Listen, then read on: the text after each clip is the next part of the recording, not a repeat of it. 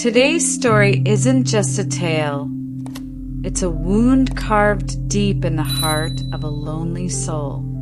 It's a story of a girl who only wanted love, but found darkness hiding behind smiles. Stay with me till the end, because every silence in this story screams the truth. The dark secret of my adopted home. Hello friends, I'm Aliana, and you're watching English Stories. There once was a little girl named Emma, left alone in the world before she had even understood its cruelty. Her memories of her birth parents faded like an old photograph, blurry shapes, gentle hands, a mother's lullaby swallowed by silence. The orphanage in Yorkshire became her universe. Faded wallpaper, cold porridge, and nights lullabied by distant sobs and wind against the pane. While other children were chosen by visiting couples, Emma often wondered what made her invisible. She pressed her palm to the frosted window, whispering, "Will anyone ever love me?" And one spring morning, Margaret and Edward arrived, the first people who ever looked at Emma as if she belonged. Margaret's touch was warm as she knelt and fixed the collar of Emma's coat, whispering, "Home, sweetheart, let's go home." Edward ruffled her hair, awkward but trying two people with a beautiful home in London, longing to fill the empty rooms with laughter. Emma thrived in their care. She decorated cupcakes in the kitchen with Margaret, flower on her nose, heart bubbling with joy. In the evenings, she waited at the window for Edward and ran to greet him, his arms opening for a gentle hug. He would bring her souvenirs, postcards from his office, books with stories of brave girls and lost boys. For the first time, Emma exhaled. Her room became her world. Walls lined with fairy lights and comics, the air infused with the scent of lavender from Margaret's old sachets. On Christmas, she received a silver locket holding a picture of all three of them. It was happiness so fragile. Emma sometimes lay awake, clutching her pillow, terrified it would vanish in the dark. When Emma was 16, the darkness came.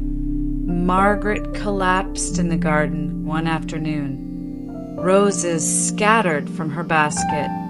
They rushed to the hospital, hearts thumping with dread.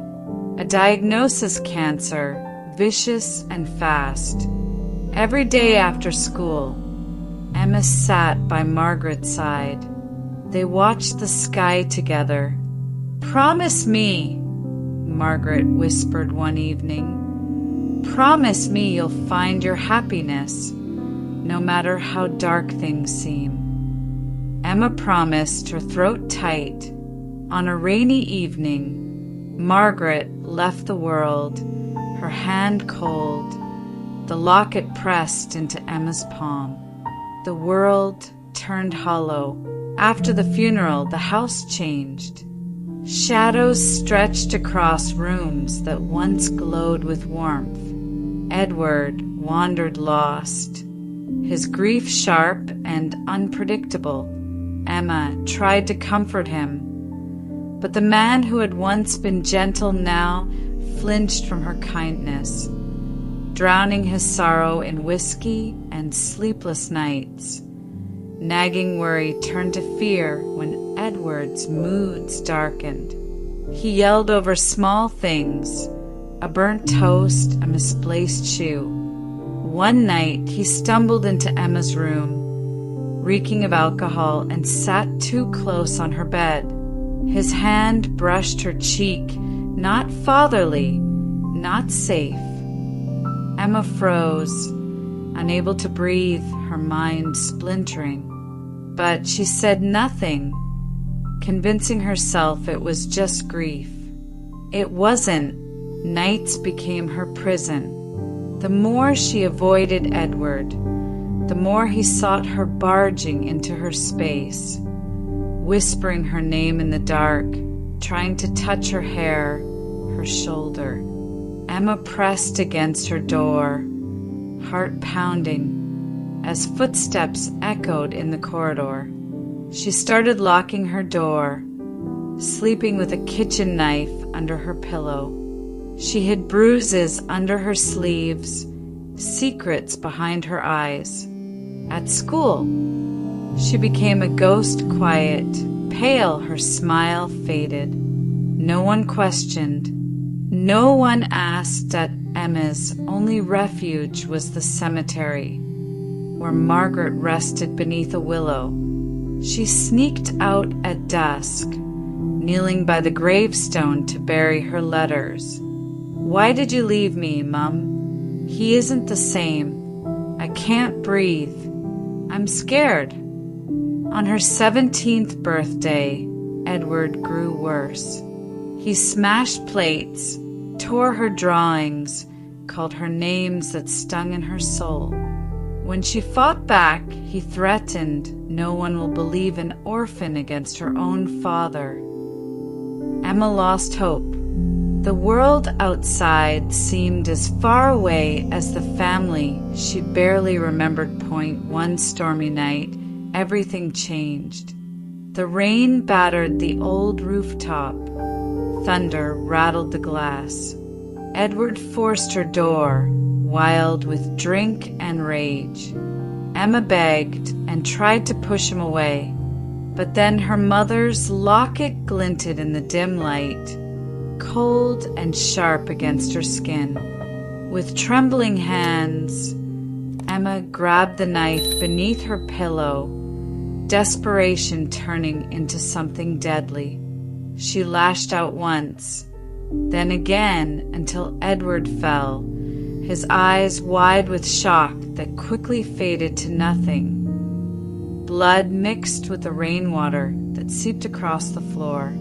The house fell silent, mercifully, finally silent. Emma collapsed, sobbing, cradling the locket to her chest. She whispered a prayer to Margaret, to anyone who would listen. "I wanted a father. I wanted love. Why did it all turn to this?" When morning broke, Emma waited by the open door. She didn't run, didn't hide. She wanted the pain to end, even if it meant giving herself up. The police found her like that, drenched, silent, drained.